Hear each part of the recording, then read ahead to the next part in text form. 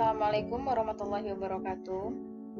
Saya Cindy Oktavira, NIM 18042062. Pada presentasi kali ini, saya akan membahas mengenai sosialisme ekonomi. Sistem ekonomi sosialisme. Sistem ekonomi yang diatur oleh negara. Dalam sistem ini, perekonomian sepenuhnya menjadi tanggung jawab satu negara atau pemerintah pusat. Oleh karena itu, sistem ekonomi sosialis disebut juga sebagai sistem ekonomi terpusat.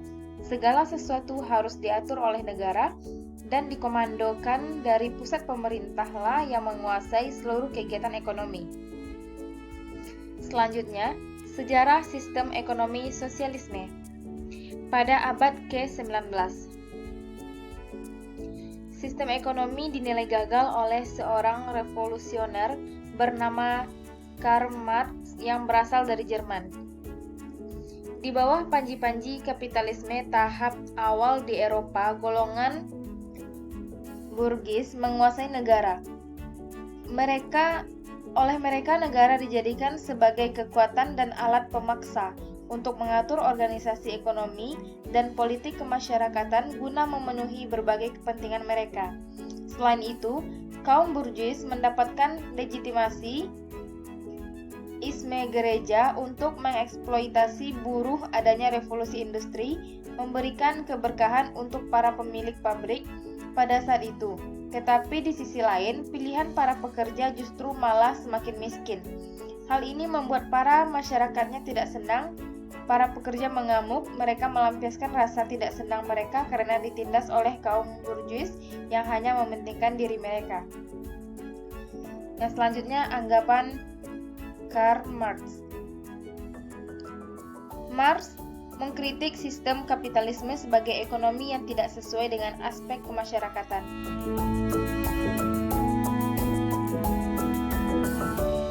Seorang revolusioner asal Jerman mengkritik sistem kapitalisme ini sebagai ekonomi yang tidak sesuai dengan aspek kemasyarakatan. Keadaan ini memunculkan berbagai pemikiran aliran sosialis, namun dari sekian banyak pakar sosialis, pemikiran Karl Marx dianggap lebih berpengaruh.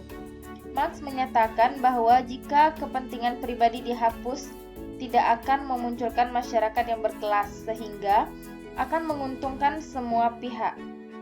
Menurutnya, tidak ada tempat bagi kapitalisme di dalam kehidupan di Eropa itu. Oleh sebab itu, upaya revolusioner harus dilakukan untuk menghancurkan aliran kapitalisme. Alat-alat produksi harus dikuasai oleh negara guna melindungi masyarakat. Vitalisme ini diterapkan oleh Lenin. Kritik yang dilakukan Marx merupakan suatu rangkaian yang saling berhubungan tentang perubahan kapitalisme menuju sosialisme. Yang ketiga, perubahan sistem ekonomi dari kapitalisme menuju sosialisme. Akibat kritik serta jatuhnya pemerintah lama, maka Lenin menerapkan kritik yang dilakukan Marx.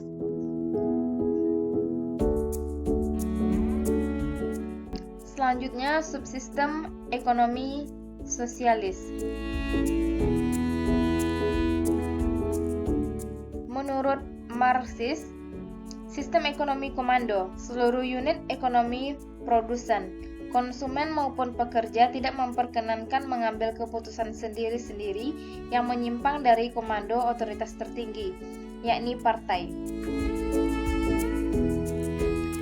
Sistem ekonomi dalam Marxis itu sistem ekonomi komando, biasanya diikuti oleh negara-negara Uni Soviet, Korea Utara, dan Kuba.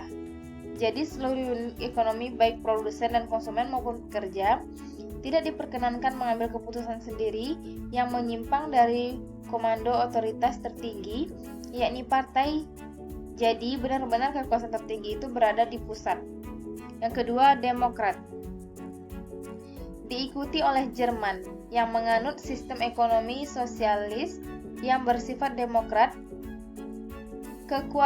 Kekuasaan otoritas tertinggi jauh berkurang, terdapat kebebasan individu, tetapi peran pemerintah lebih besar.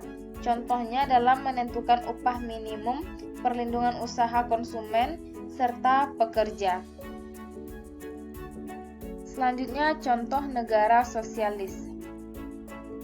Tidak ada negara yang benar-benar mengikuti sosialis, melainkan campuran. Seperti sosialisme dengan kapitalisme, komunisme atau keduanya.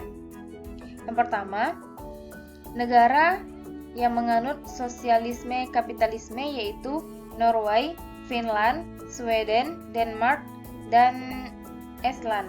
Yang kedua, negara yang menganut sosialisme komunisme yaitu Cina, Kuba, Laos, dan Vietnam.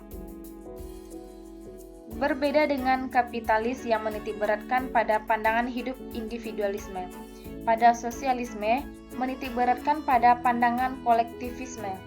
Pemerintah sangat berperan dalam menjalankan dan menentukan jalannya perekonomian negara, yaitu perencanaan terpusat atau centralized planning. Pelaksanaan hingga pengawasan yang mengakibatkan hak milik dan relatif ekonomi individu kurang mendapatkan yang layak. Kolektivitisme merupakan ajaran yang menyatakan bahwa setiap orang adalah warga negara. Maka dari itu bahwa dalam paham kolektivisme, kepentingan masyarakat yang harus diperhatikan terlebih dahulu dibandingkan dengan kepentingan individu. Selanjutnya, ciri-ciri sistem ekonomi sosialis. Yang pertama, menghendaki kemakmuran masyarakat yang merata dan tidak adanya penindasan ekonomi. Yang kedua, tidak ada pengakuan terhadap hak pribadi. Yang ketiga, semua alat produksi dimiliki pemerintah, tidak ada hak milik pribadi. Yang keempat, harga dan distribusi barang dikendalikan oleh pemerintah. Dan yang terakhir, jumlah dan jenis barang produksi ditentukan oleh negara pada Badan Perencanaan Ekonomi Pusat. Selanjutnya, cara kerja ekonomi sosialis. Barang merupakan milik pemerintah, tetapi barang akan dikembalikan ke pekerja.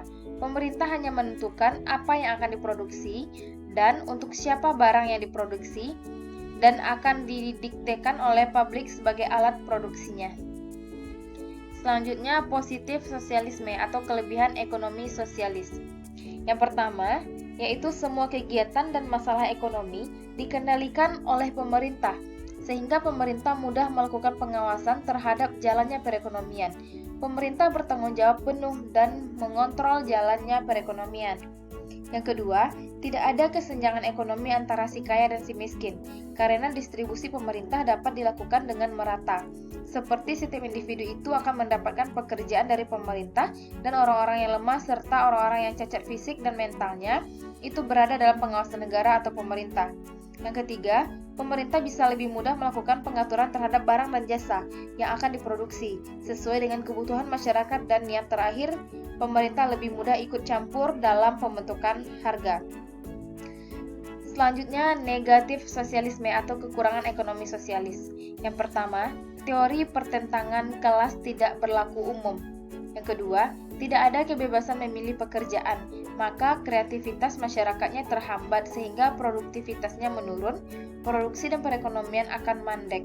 Yang ketiga, tidak ada insentif untuk kerja keras, maka tidak ada dorongan untuk bekerja lebih baik, prestasi dan produksi menurun, ekonomi mundur. Dan yang terakhir, tidak menjelaskan bagaimana mekanisme ekonomi. Marx hanya mengkritik keburukan kapitalisme, tetapi tidak menjelaskan mekanisme yang mengalokasikan sumber daya di bawah sosialisme. Baiklah, hanya itu yang dapat saya sampaikan. Assalamualaikum warahmatullahi wabarakatuh.